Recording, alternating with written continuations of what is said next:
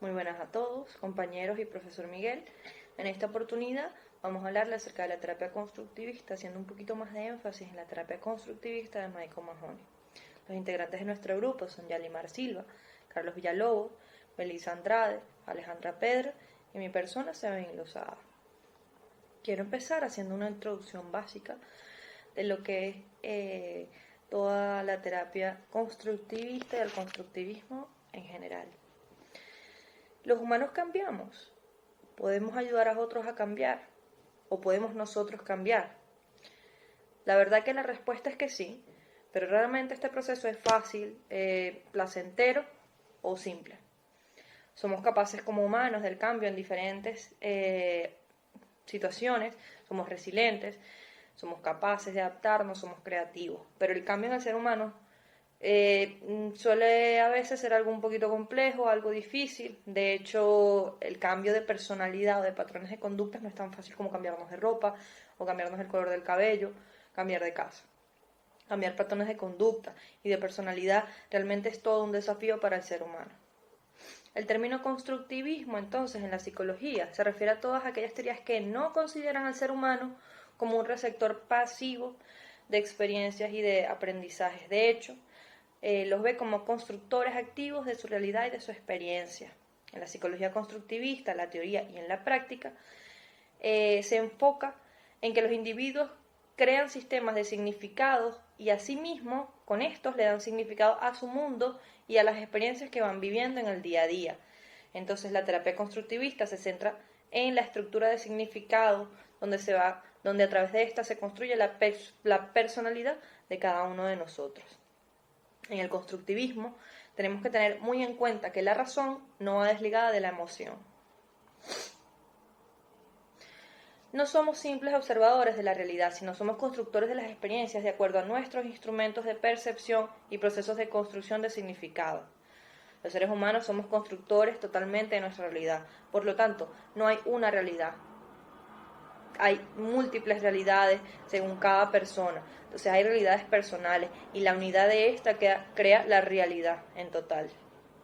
¿Verdad? El paradigma de la cognición como causante de las emociones se combina con el de las emociones como organizadoras de las construcciones de significado. Los procesos de asignación de significado se expresan entonces como patrones aprendidos a través de estas experiencias durante toda la vida, incluso desde que nacemos. Estos patrones son las formas personales de solucionar los problemas y de lidiar con el día a día. Estos patrones pueden modificarse a través de nuevas experiencias y de resolver nuevos desafíos. Pero a su vez, estos patrones de conductas o de significado, procesos mentales, suelen ser estáticos o resistirse al cambio. ¿Por qué? Porque la resistencia al cambio nos protege de la incertidumbre, del caos. Y es algo que tenemos aprendido como humanos.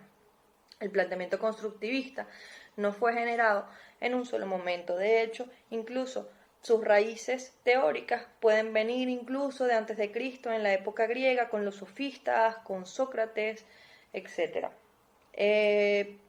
Tenemos que tener muy en cuenta de que la terapia constructivista, el foco clínico es el cliente, el consultante, esa persona que viene aquejada.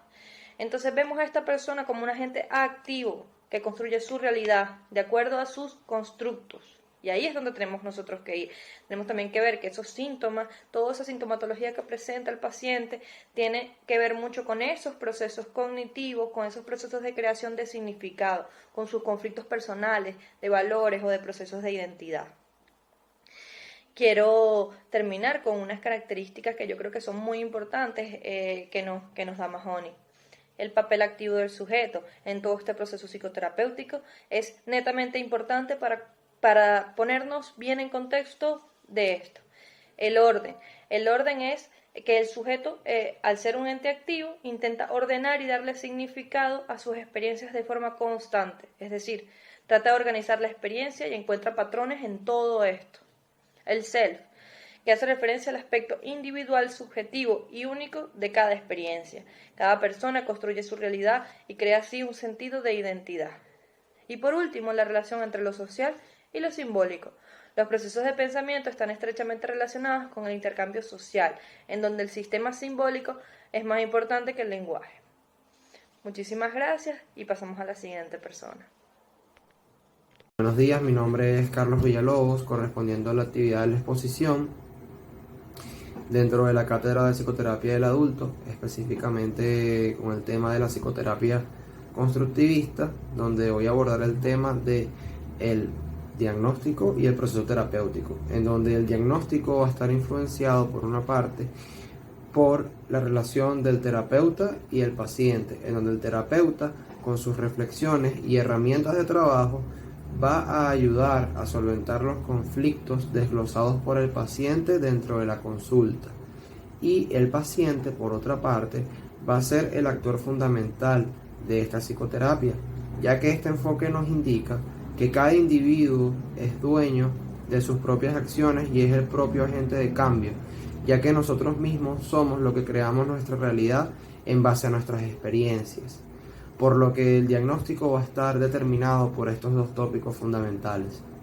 Por otra parte, el proceso terapéutico va a estar influenciado por unos tópicos en los cuales son el centramiento, en donde el Mahoy, este autor, nos indica que este tópico significa que cuando un paciente llega a consulta con su motivo, este no está no está centrado en su vida cotidiana.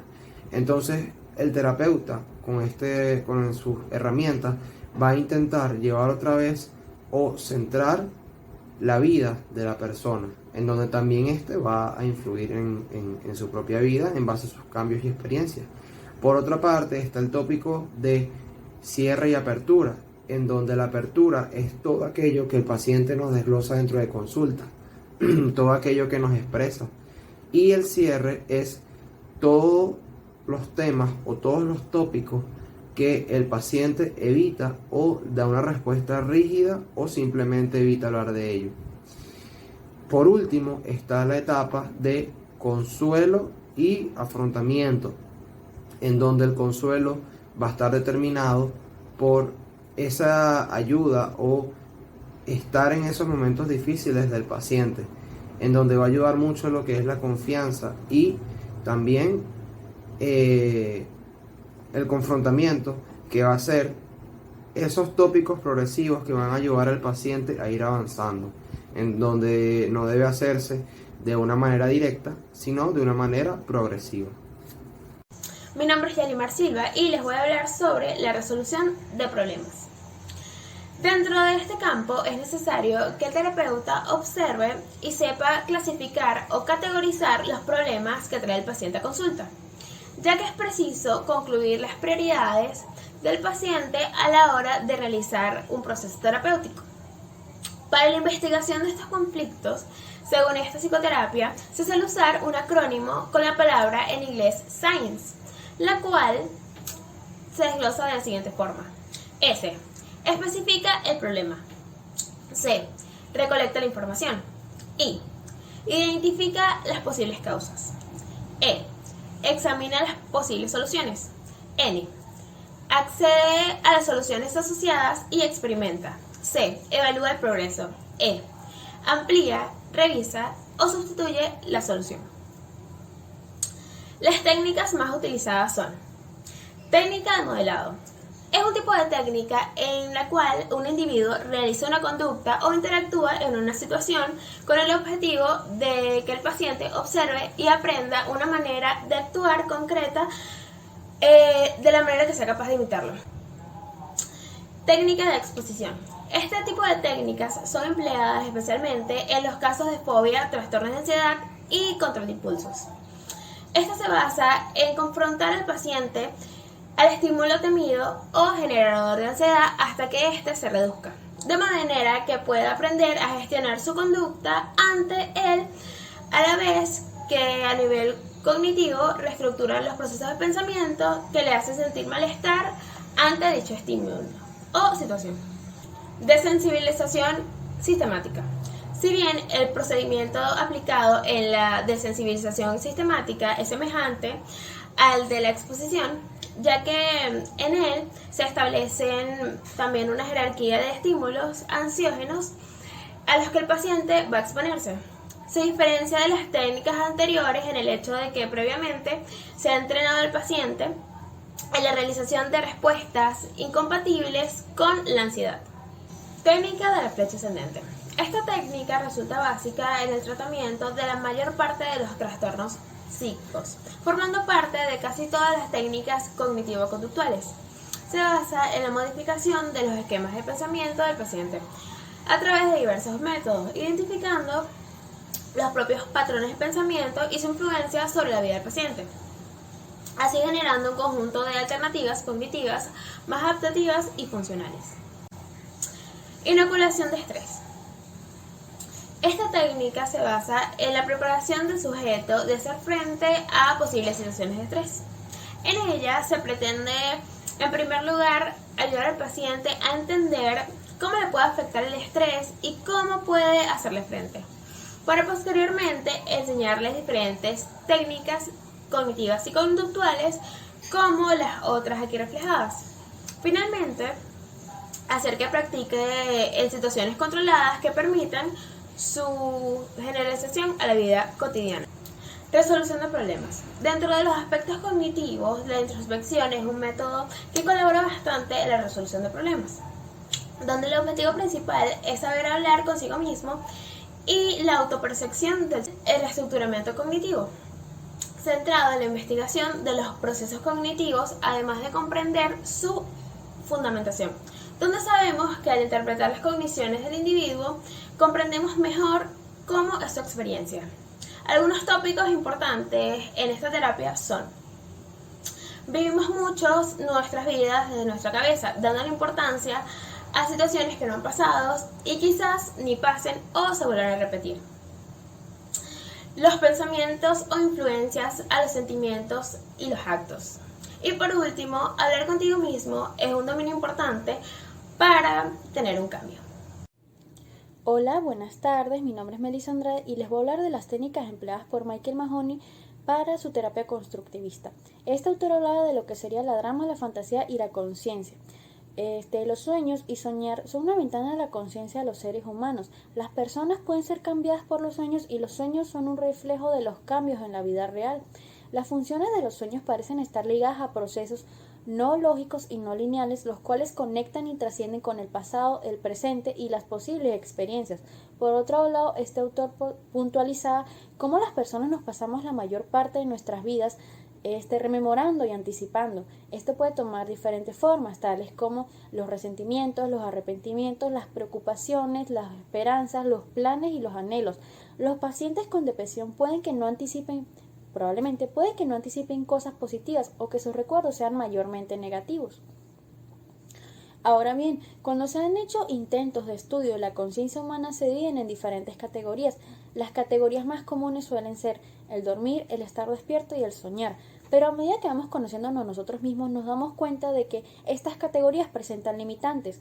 Por ejemplo, el estar despierto no es un proceso de proporciones simples.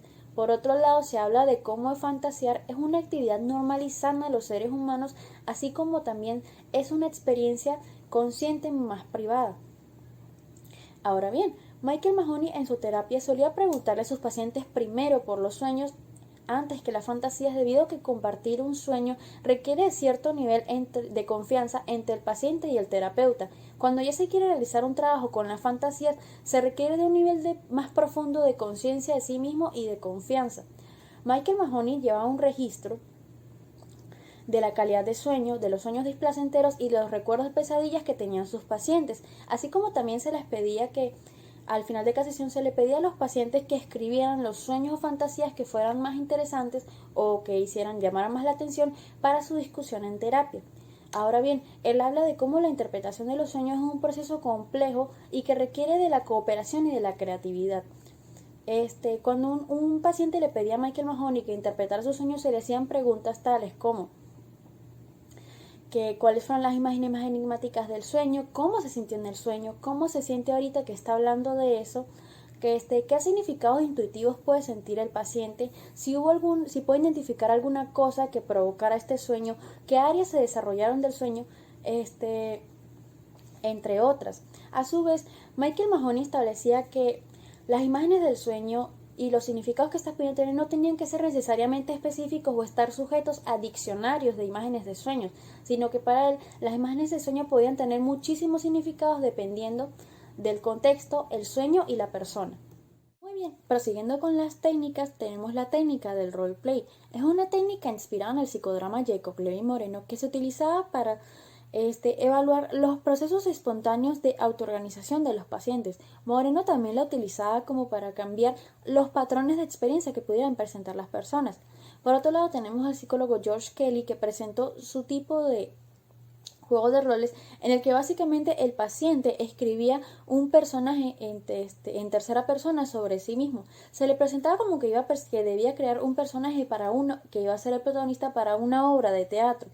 Luego, una vez que el terapeuta tenía este boceto de personaje, se planificaba todo lo que era la representación de se creaba un personaje ficticio como que compartía muchas características con el paciente, pero que era diferente en al menos una dimensión importante. Ojo que no era el opuesto psicológico al paciente. Luego se le pedía al paciente que representara este personaje ficticio. Se monitoreaban todas las reacciones que pudiera tener y al final de la sesión se le hacían 2 preguntas, como que si este personaje le parecía genuino y si sería una persona que le gustaría conocer. Todo esto con el objetivo de conocer cómo el paciente se estructura a sí mismo. Si a ambas preguntas el paciente respondía que sí, se le orientaba a realizar un ejercicio en el cual era que tenía que encarnar a este personaje durante varias semanas sin que sus amigos o conocidos se supieran de este ejercicio. Claro, se tenían que tomar las precauciones necesarias para que el paciente estuviera preparado para este rol. Luego tenemos a Mahoney, que él aplicaba un tipo de roleplay en el que él intercambiaba roles con el paciente, donde el paciente tomaba el rol del terapeuta y el terapeuta tomaba el rol del paciente.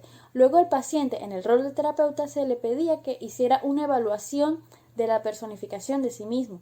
Todo esto con el objetivo de mover al paciente de su rol de paciente a un rol mucho más activo, de mucha más ayuda, lo cual resultó ser una técnica efectiva. Los roleplay también son útiles cuando se necesitan resoluciones, por lo menos a eventos que no pueden llevarse a cabo, por lo menos la expresión de los sentimientos a una persona que puede que ya no está porque haya fallecido o porque no esté disponible para el diálogo real. También tenemos otra técnica aplicada por Mahoney, que es el tiempo en el espejo. El tiempo en el espejo es una técnica que, como su nombre lo dice, se le indica al paciente que tiene que pasar determinado tiempo, normalmente 5 minutos, mirándose a un espejo. Mahoney, dependiendo del paciente y de la fase, utilizaba diferentes espejos. Podía utilizar espejos de mano, espejos en forma de retrato, espejos de piso. Los pacientes a veces tenían que estar sentados o debían estar parados. Usualmente al paciente primero se le tiene que preparar con ejercicios de meditación y respiración. Luego, porque a algunos les puede resultar difícil mirarse en el espejo, luego estos tenían que mirarse. De primera instancia, los pacientes lo primero que iban a hacer era fijarse en todas las características físicas, si había manchas, si habían arrugas, cómo estaba el pelo, cómo estaba la ropa, podían estarse fijando en todo eso. Luego, durante un determinado tiempo, el paciente iba a moverse tanto de las características cosméticas a temas más sustanciales. Casi todo este proceso de movernos del campo externo al campo interno se da cuando el paciente realizaba contacto visual consigo mismo. A veces habían pacientes que les podía costar realizar este contacto visual, a lo cual el terapeuta realizaba una pregunta sugestiva para que lo realizaran. En algunos casos se empleaban que los pacientes estuvieran con los ojos abiertos o con los ojos cerrados. Todo esto depende con un objetivo. Cuando estaban con los ojos cerrados, puede que pudieran enfocarse más en lo que eran las sensaciones corporales, en las imágenes emocionales y todos esos procesos. En cambio, se estudiaban otros procesos cuando estaban con los ojos abiertos. Esta técnica resultó bastante efectiva y usualmente Mahoney la aplicaba en las primeras sesiones con los pacientes. Incluso podían haber pacientes que no querían realizar esta actividad en la consulta, sino que preferían hacerlas en la privacidad de su casa. Mahoney recomendaba que esto se hiciera con una iluminación gentil y oscura, y a veces resultaba efectiva cuando era una iluminación prestada ya fuera por la chimenea, por una vela o que fuera simplemente como de una llama. Está bien, eso sería todo. Muchísimas gracias. Buenos días, mi nombre es Alejandra Pedra y en esta oportunidad voy a compartir con ustedes sobre ser persona y terapeuta. Vamos a comenzar hablando sobre el sufrimiento vicario, las heridas de la ayuda. Milton Erickson solía decir: mi voz te acompañará, su voz acompañaba. Lo que no decía es que la voz de los clientes también nos acompaña. Es importante que nos hagamos las siguientes interrogantes. ¿Llegamos a insensibilizarnos ante el sufrimiento? La mayoría de los terapeutas suelen decir que son más compasivos gracias a todo el sufrimiento que han presenciado y que estos han vivido.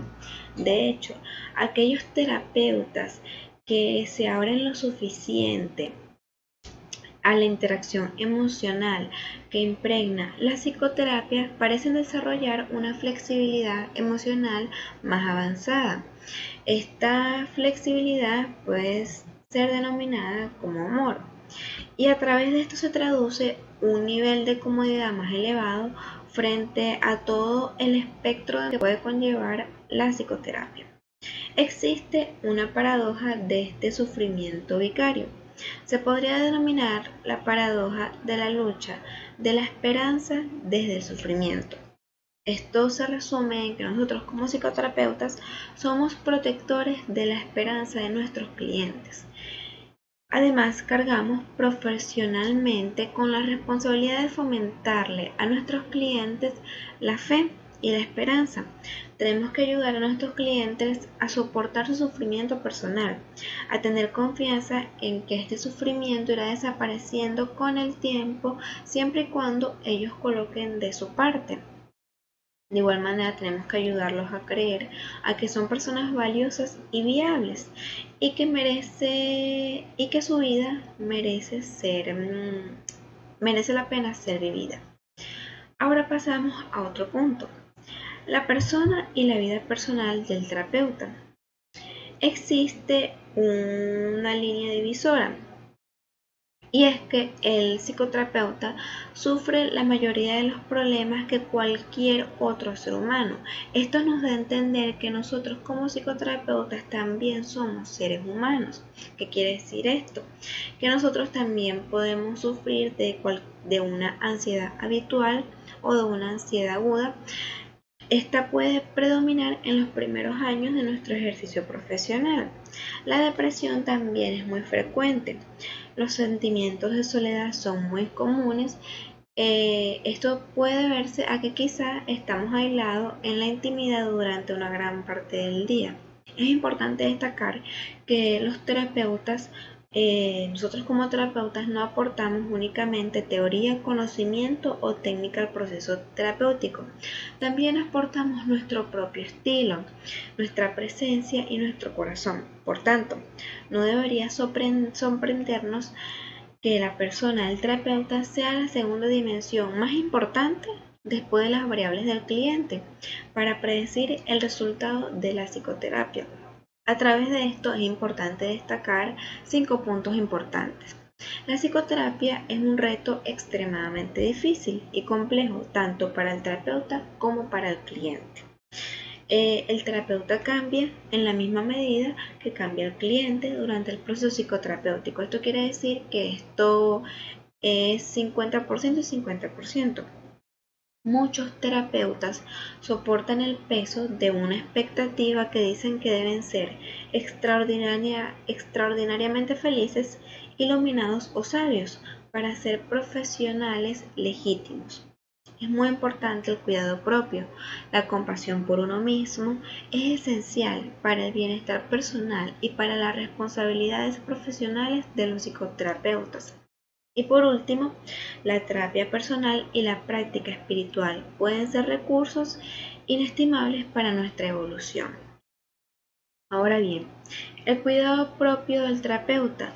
Nuestro trabajo nos exige constantemente que evolucionemos.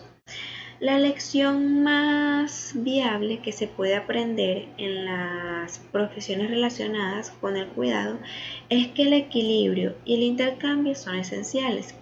Es necesario cuidarnos a nosotros mismos, no solo para garantizar la calidad de nuestro trabajo con los clientes. También es necesario cuidarnos porque merecemos disfrutar de nuestra vida personal. El cuidado que nosotros nos damos a nosotros mismos es una cuestión de calidad. Si no tenemos cuidado, el cuidado propio se puede convertir en una segunda fase a nuestra vida. El cuidado propio es una actitud de competencia que es necesario poner en práctica durante todo el día. Es importante liberar la respiración al notar cualquier tensión muscular. Esto se resume en que es la satisfacción de un impulso para relajarse y disfrutar. Continuamente tenemos el desarrollo personal y espiritual. Para esta profesión como psicoterapeutas y que estamos tratando con seres humanos constantemente, lo religioso tiene un trasfondo y las creencias también. Esto quiere decir que nuestro trabajo es como una forma de un servicio espiritual, ya que podemos llegar al fondo de las almas de nuestros clientes. Y finalmente tenemos los desafíos de ejercer de forma constructivista. Ser psicoterapeuta es un reto complejo, no hay que negarlo. Ser psicoterapeuta constructivo es todavía más. El constructivismo es un enfoque no autoritario, en que la apertura y el conocimiento relacionados son primordiales. Es necesario honrar la individualidad y la diversidad de nuestros clientes. Un terapeuta constructivo reconoce que puede ser neutral, objetivo e impasible. El terapeuta constructivo también es consciente de las limitaciones de su propio conocimiento.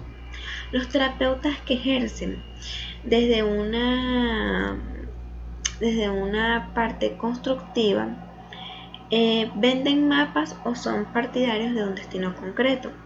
Lo que distingue a los constructivistas de otro tipo de terapeuta es su disposición para unirse a las etapas de sus clientes. Un terapeuta constructivo respeta la necesidad de descanso del cliente, así como su necesidad ocasional de fallecer en el medio de la terapia. El terapeuta, además de todo, el constructivista es compasivo y ofrece consuelo cuando el cliente se siente asustado o ha perdido la esperanza.